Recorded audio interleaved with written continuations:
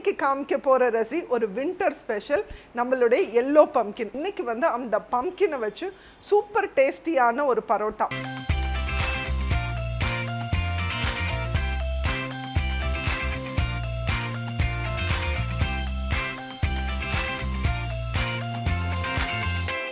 Hi friends, welcome back to Dr. Nitya's Kitchen.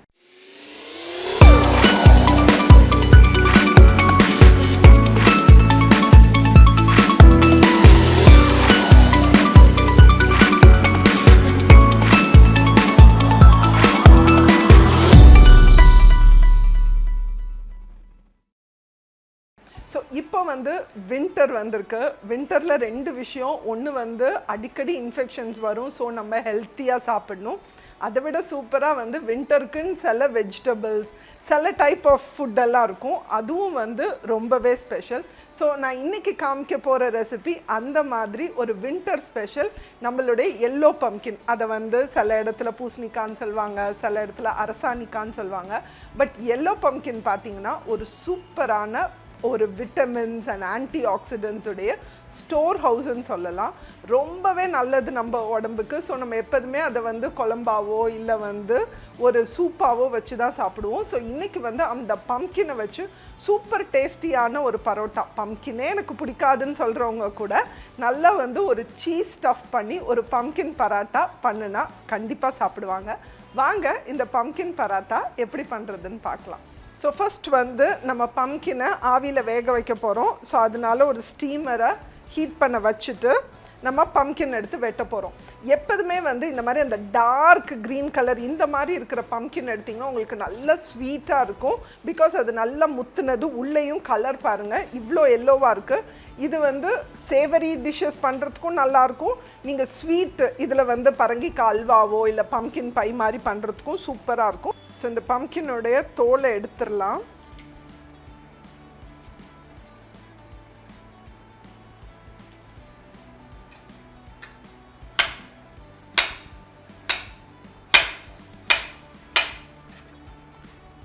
So நம்ம steamer ready ஆயிடுச்சு. So ஸ்டீமரில் போட்டு அது குக் பண்ணுற வரைக்கும் ஸ்டீம் பண்ணிடலாம்.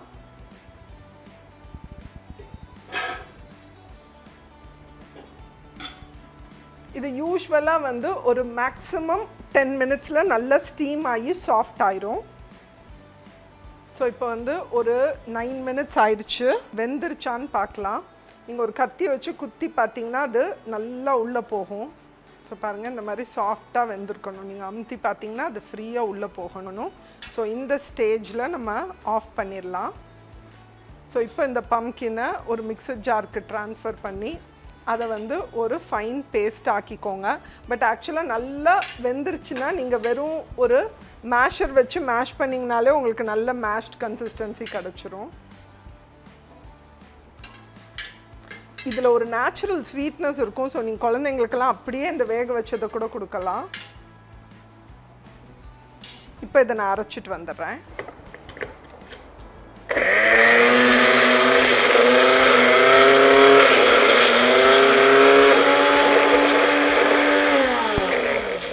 பாருங்கள் பம்கின் நல்லா அரைப்பட்டு ஒரு நல்ல பல்ப் ஆயிடுச்சு. ஸோ அதை வந்து ஒரு பவுலுக்கு ட்ரான்ஸ்ஃபர் பண்ணிடலாம்.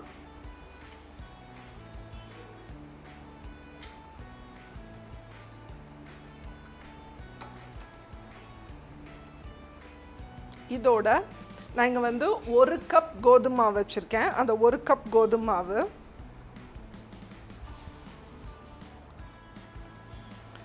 1 டேபிள் ஸ்பூன் ஃப்ரெஷ் கொத்தமல்லி இலை,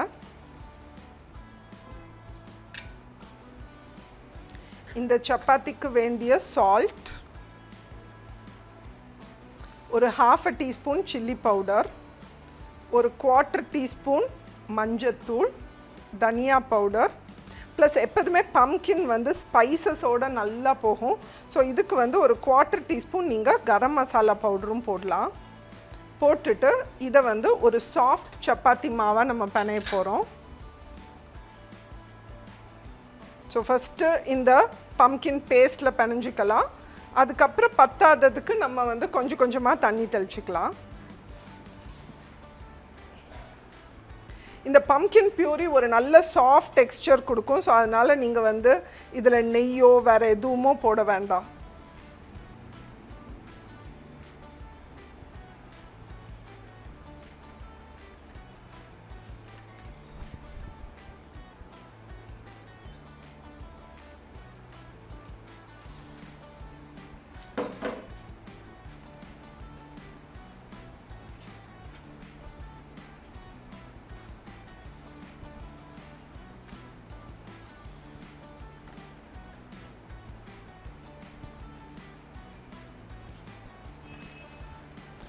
ஸோ பாருங்கள், இப்போ எனக்கு வந்து ஒரு 2 டேபிள் ஸ்பூன் தான் வந்து மேலே வந்து வாட்டர் தேவைப்பட்டுச்சு. ஸோ பிணைஞ்ச பிறகு ஒரு 1/2 டீஸ்பூன் எண்ணெய் நெய் கலந்து அதை ஒரு 10 மினிட்ஸ் ரெஸ்ட் பண்ண வச்சுருங்க. இந்த டைமில் நீங்கள் சீஸ் வந்து துருவி எடுத்துக்கலாம். ஸோ பாருங்கள், இந்த மாதிரி சாஃப்டாக இருக்கணும். ரொம்ப ஹார்டாக இருந்ததுன்னா நல்ல லேயராக வராது. ஸோ இப்படி வந்து சாஃப்டாக இருக்கிற மாதிரி பிணைஞ்சிக்கோங்க. ஸோ இப்போ பாருங்கள், நான் சீஸ் வந்து கிரேட் பண்ணி வச்சுட்டேன். இது வந்து உங்களுக்கு பீட்சா சீஸ்ன்னு இந்த பேக்கெட்டில் கிடைக்குது, அது கூட போட்டுக்கலாம். இல்லை வந்து க்யூப்ஸ் போட்டுக்கலாம். இல்லை மொசரல்லா சீஸ் வாங்கி போட்டிங்கன்னா உங்களுக்கு நல்லா அந்த ஸ்ட்ரிங் மாதிரி வரும். ஸோ நான் வந்து மிக்சட் சீஸ் தான் வாங்கியிருக்கேன், ப்ராசஸ் சீஸ். இந்த மாவுலேருந்து ஒரு நல்ல பெரிய லெமன் சைஸ்க்கு உருண்டை பிடிச்சிக்கோங்க.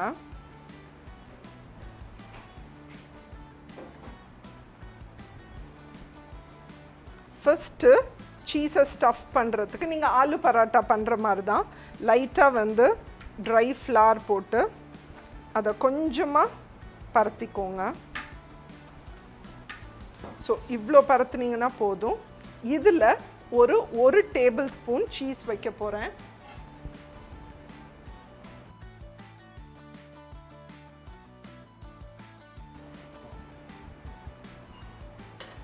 ஸோ இந்த ஒரு டேபிள் ஸ்பூன் சீஸ் வச்சு இந்த எட்ஜஸ் எல்லாம் அந்த சீஸை கவர் பண்ணுற மாதிரி கவர் பண்ணிக்கோங்க.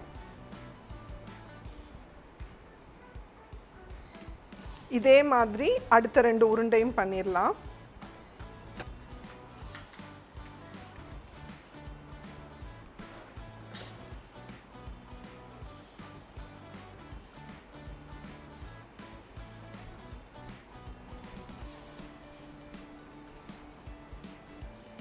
ஸோ இப்போது நம்ம ஸ்டஃப் பண்ண ஒவ்வொரு உருண்டையாக எடுக்கலாம்.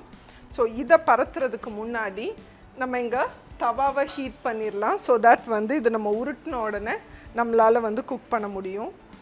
பராத்தாவா பரத்திடலாம். இதில் டெக்னிக் என்னன்னு பார்த்தீங்கன்னா, நீங்கள் வந்து ரொம்ப ப்ரெஷர் போடக்கூடாது. எப்போதுமே நீங்கள் ஸ்டஃப் பராட்டா பண்ணும்போது ரொம்ப ப்ரெஷர் போட்டிங்கன்னா அந்த ஸ்டஃபிங் வந்து ஒரு பக்கமாக மூவ் ஆகி ஓப்பன் ஆயிரும். ஸோ நீங்கள் நார்த் இந்தியன்ஸ் எல்லாம் பார்த்தீங்கன்னா அவங்க பராட்டா தேய்க்கும்போது நம்மளை மாதிரி திருப்பியே போட மாட்டாங்க, அவங்க அப்படியே போடுவாங்க. பட் நம்மளுக்கு அவ்வளோ எக்ஸ்பீரியன்ஸ் இல்லாதனால அவ்வளோ அழகாக வராது. ஸோ பட் வந்து நீங்கள் அதை மிமிக் பண்ணுறதுக்கு ப்ரெஷர் போடாமல் திருப்பி திருப்பி போட்டு நீங்கள் அதை வந்து பராட்டாவாக பண்ணணும். ப்ரெஷர் போட்டிங்கன்னா தான் உங்களுடைய பராட்டா பிஞ்சிரும்.